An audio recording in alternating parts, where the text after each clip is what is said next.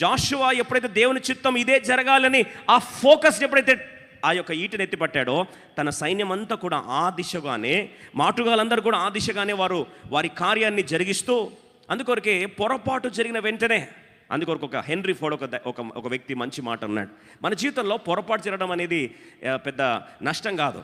Failure or mistake is not a big deal. కానీ ఫెయిల్యూర్లో నుంచి, మిస్టేక్లో నుంచి ఒక మాన్యుమెంటల్ సక్సెస్ని ఎలా తీసుకొని రాగలుగుతామో, అక్కడ హెన్రీ ఫోర్డ్ గారు ఒక మాట అన్నారు. ఫోర్డ్ కంపెనీ సంస్థాపకుడు, ఆ ఫోర్డ్ కార్ని కనిపెట్టిన అన్నాడు, failure is simply the opportunity to begin again, this time more intelligently అన్నాడు.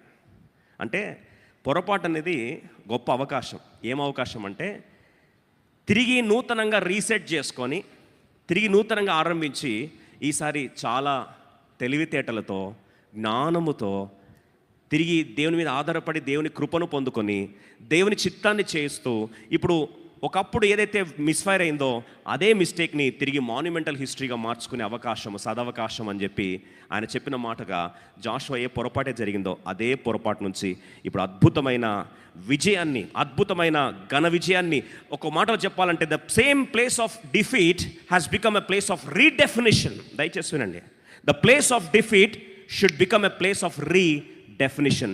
ఎక్కడైతే తలదించుకున్నాడో, ఎక్కడైతే అవమానం వచ్చిందో, ఎక్కడైతే గుండె పగిలి ఏడ్చాడో, ఎక్కడైతే నేలకు రాలేడో, అదే ప్రాంతంలో తిరిగి నూతన ఘన విజయాన్ని పొందుకోవడం ఆరంభించాడు. ఒక్కసారి విజయం స్టార్ట్ అయితే ప్రపంచంలో జాషువా యొక్క విజయాన్ని ఇంకెవ్వరు కూడా ఆపలేకపోయారు. అటువంటి విజయం దేవుడు మనకు దయచేయను గాక. అందుకొరకు ఈరోజు